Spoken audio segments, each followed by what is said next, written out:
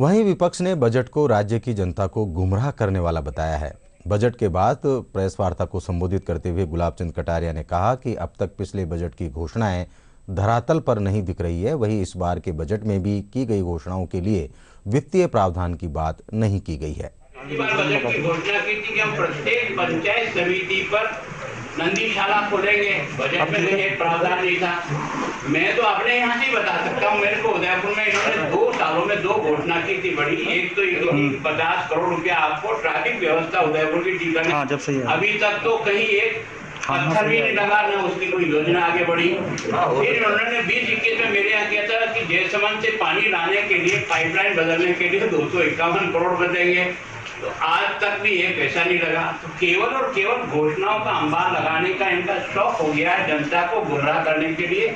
बजटीय प्रावधान ही नहीं है तो फिर कहां से आएगा? फिर आपने सोचा इस साल कि हमको बजटीय घाटा होगा 33,000 करोड़ रुपए का।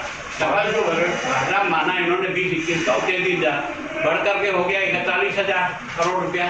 स्पष्टता से कौन सी सभा में कहा कि हम इस ARCP की योजना को राष्ट्रीय परियोजना घोषित करेंगे, हम भी उनके साथ चलने को तैयार हैं।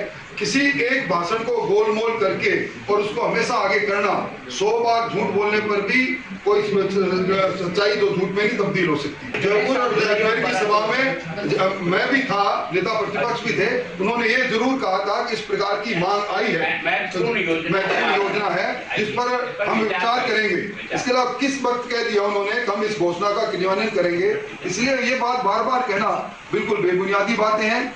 और इस बजट के अंदर महामहिम राज्यपाल पर निशाना साध दिया उन्होंने और कहा कि हमने बिल पारित करके उनके पास भेज दिए, जो वो अभी पारित नहीं हुए। मैं समझता हूँ कि संवैधानिक पदों पर बैठे लोगों पर इस बजट के जैसे पवित्र डॉक्यूमेंट के हिसाब से उन्होंने निशाना नहीं साधना।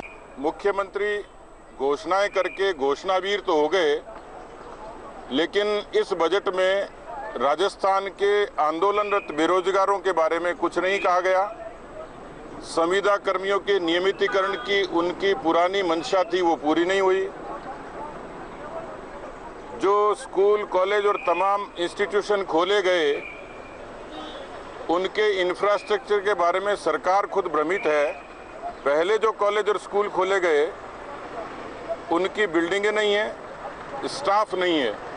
तो नया क्या किया ये नहीं बता पाए, सिवाय कुछ टाइटल नेहरू जी के, इंदिरा जी के और राजीव जी के नाम पे रखने के, इसके अलावा कुछ किया नहीं है।